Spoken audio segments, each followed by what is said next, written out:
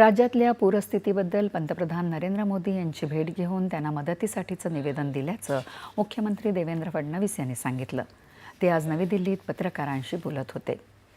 महाराष्ट्रातल्या पूरस्थितीची सगळी माहिती देऊन त्यांना NDRFमधून जास्तीत जास्त मदत करण्याची विनंती केली. त्यावर त्यांनी सकारात्मक प्रतिसाद दिल्याचं मुख्यमंत्री म्हणाले.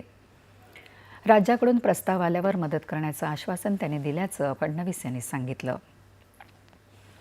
त्याशिवाय महाराष्ट्रातल्या संरक्षण उत्पादन विषयक मार्गिकेबद्दलचं सादरीकरणही पंतप्रधानांसमोर केल्याचं मुख्यमंत्री म्हणाले. संरक्षण विषयक उत्पादनांची एक मोठी व्यवस्थाच राज्यात तयार होत आहे. यात पुणे अहिल्यानगर आणि छत्रपती संभाजीनगर इथं एक, तर नाशिक धुळे भागात दुसरी, तर विदर्भात तिसरी अशा 3 संरक्षण उत्पादन मार्गिका कशा तयार करता येतील याची माहिती सादरीकरणातून दिल्याचं त्यांनी सांगितलं.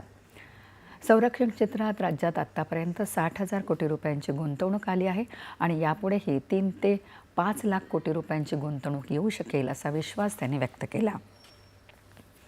त्याशिवाय गडचिरोलीमध्ये असलेल्या खाण महामंडळांचा योग्य प्रकारे विकास कसा करता येईल याचा आराखडा त्यांच्यासमोर मांडला अशी माहिती मुख्यमंत्र्यांनी दिली. अतिवृष्टीग्रस्त शेतकऱ्यांना तातडीची मदत देण्याला आमचं प्राधान्य आहे. नुकसानीचा संपूर्ण आढावा झाल्यानंतरच त्यांचं निवेदन आम्ही केंद्राकडे पाठवू असं त्यांनी सांगितलं.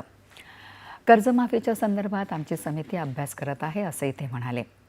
उद्या आणि परवा राज्यात काही भागात अतिवृष्टीचा इशारा दिला असून प्रशासन सतर्क असल्याचं त्यांनी सांगितलं.